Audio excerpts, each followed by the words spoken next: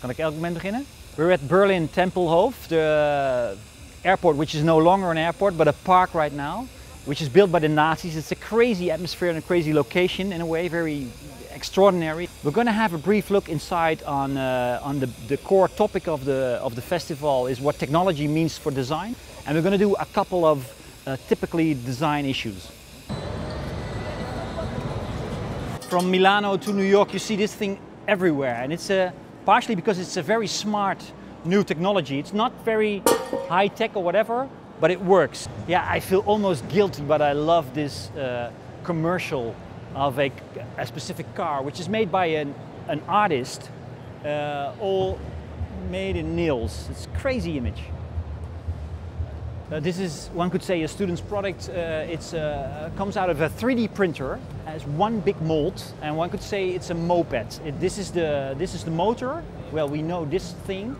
It's this utensil, and the whole thing, you sit on here, and you put your feet over here, and it drives 30 kilometers an hour.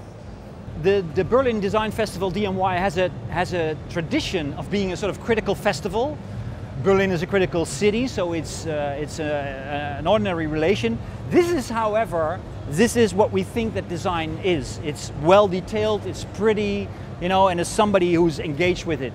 But we're looking in this festival whether this is still where design is going, in making the things pretty, or is it again to its core, what might be its core, of researching and trying out different ways.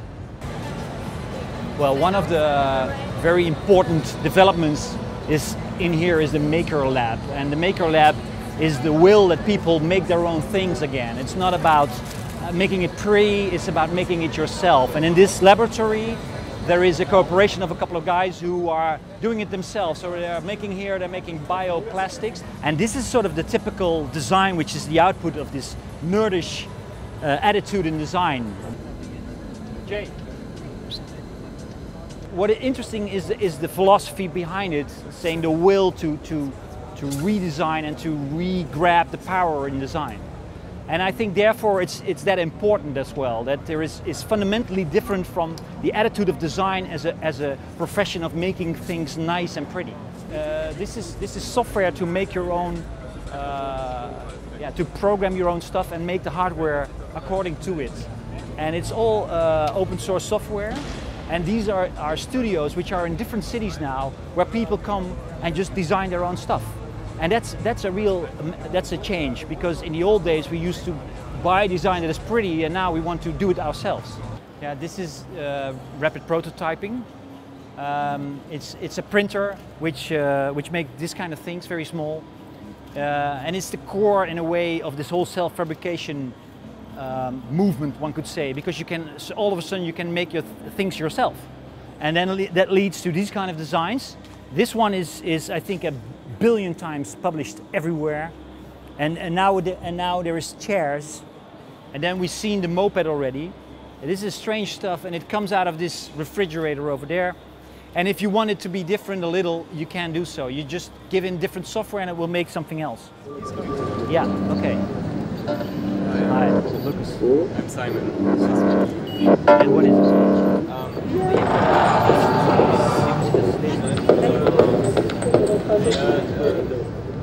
this is Daniel Schulze from the UDK in Berlin as one of the schools, and he made this. What the hell is this, Daniel? I don't really know. It's just smoke coming out of boxes. Yeah, I love that answer, that you don't know what it is, even though it's completely finished. It has no meaning, it has no goal. Does it have a goal? It has a goal just to impress the people, but it's not something for business like conceptual. No. I want to make something beautiful, and that was my idea, and I hope it did it. Yeah. Yeah. Was it hard to convince professors that you should make this? Yeah, I think all the time I thought about my professor didn't like it, and in the end he came to me and said like, Daniel, that's wonderful, it's so pretty. But the whole time when I was working, I was really in fear that in the end they gave me a really bad note. Yeah. So I think it's on the border to be bad or good, yeah. And they liked it, so I was pretty happy about that. Thank you. Here it's the EPFL plus ECAL Lab area. Here we are in the Give Me More exhibition. It's about augmented reality, so we have different projects behind me and behind you. that enhance real elements. For instance, we have a book that reacts to that is filmed, and you can turn the pages, and depending on the pages, you have animations that goes over it. Well, this is a good example of the multimedia explosion in design. Boom, chak, boom, boom, boom, chak, boom, boom, chak, boom, boom, boom, chak, boom, boom. This is a work from Mirko Wannemacher, and it's a hybrid between an analog and a digital book. It's not an e-reader, but it's somehow interactive with the analog stuff. So if you push the button, it will play. Torsten Frickenbullig, Frackenpool. Okay, Torsten Frackenpool. Can I ask you a question? This robot walks and is able to see, to jump on that stair. Why the hell do you make these things? Okay, this is a research robot, but in this case, the robot has been built to research how language evolves. Yeah. And people have language, animals don't have language. So you need a certain factor that is set and defined, and the human body with pointing on things, watching things, it works quite well. That's the reason why it has been chosen. This is a completely new approach how robots are built. Normally you have one central intelligence, which is programmed by man to tell the leg how to move. And this is approach has 6 different body parts, and you can demount and mount every part during runtime, and it's still working. But we all watch Star Wars and the whole thing, and there is always, it has to look friendly, somehow human. Why not break with this? I've been seeing this for 30 years, and for 30 years people are promising me, yeah, one day we'll. No. Stop it! Yeah, but we do not promise anything. Thank you, Mr. Frankenpool. Thank you as well. Okay, we've been seeing a couple of technical developments where the big question it raises is what's the relevance of this for the design world and for society in a way.